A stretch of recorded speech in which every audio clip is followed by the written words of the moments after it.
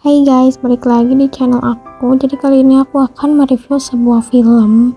Dan oke, langsung lanjut aja. Film dimulai ketika itu ada anak kecil, kasihan banget. Ia pun harus ditinggal kematian ibunya.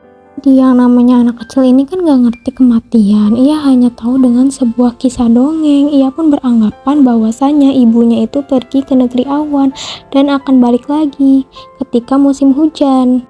Ia pun sehari-hari beraktivitas tanpa seorang ibu, apalagi ayahnya yang bernama Wujin. Ia pun kerja sehari-hari. Musim hujan pun akhirnya tiba. Cepet-cepet dah tuh si Jiho menyusul ibunya karena dia beranggapan pas di musim hujan ibunya itu pasti bakal dateng. Awalnya Jiho ini overthinking banget, dan akhirnya kemudian si ayahnya itu menyusul Jiho. Pas dalam perjalanan, akhirnya mereka itu ketemu sama salah satu seorang wanita yang lagi duduk, dan wanita tersebut mirip sama Sua atau ibunya Jiho.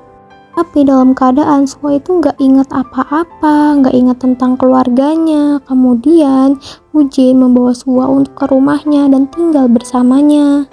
Wujin pun berpesan kepada Jiho, jangan ngomong yang aneh-aneh kepada ibu kamu, takutnya ibu kamu itu bingung atau pergi meninggalkan kamu.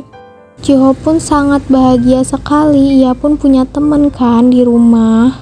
Pas malam-malamnya, Sua itu melihat dokumentasi bersama suaminya dan bersama anaknya. Ia pun sangat nangis dan ia pun udah mulai mengingatnya. Ia pun mengajarkan Jiho tentang banyak hal.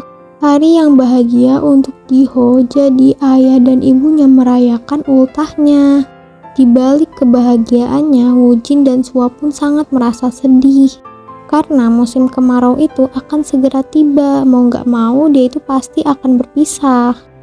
Nah, keesokan harinya Jiho ini mau melaksanakan pentas.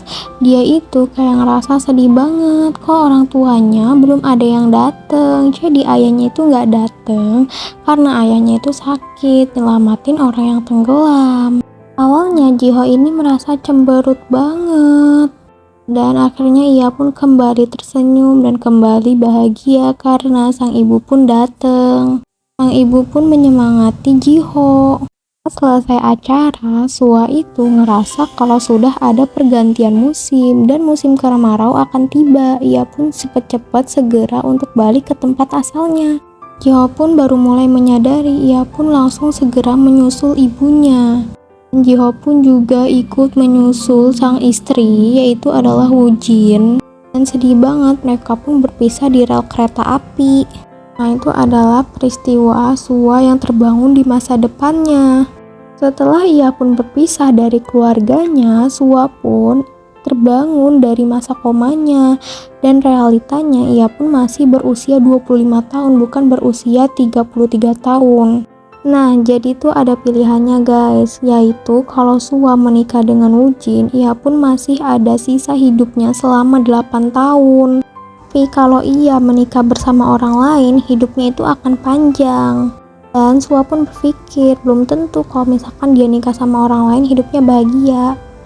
Dan akhirnya Sua itu memilih untuk hidup bersama Wujin.